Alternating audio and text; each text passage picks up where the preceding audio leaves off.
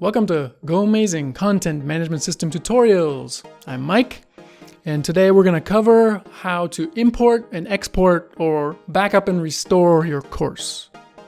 Let's get right to it. So we're on our course right here, right? So everything we have here, let's go to a unit real quick. All of these things can be backed up. The links for your videos, your questions, pictures you've uploaded are going to be able to be backed up. Let's see how to do that. Click on Tools, Export. Export course content.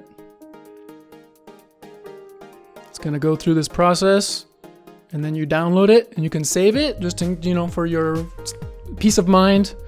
Or you want to move a course, all the course content. So one way we've used this is to open a blank course, and we want to translate everything to another language. So we put all the whole English content there, and then someone goes in there and just translates it. So that's one way you can use that.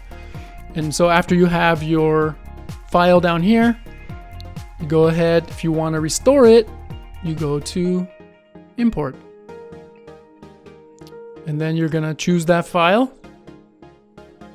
Choose it, and then it will upload everything as it was. All your pictures, all your questions, everything. And that's it. Thanks for using GoAmazing. Have a great day.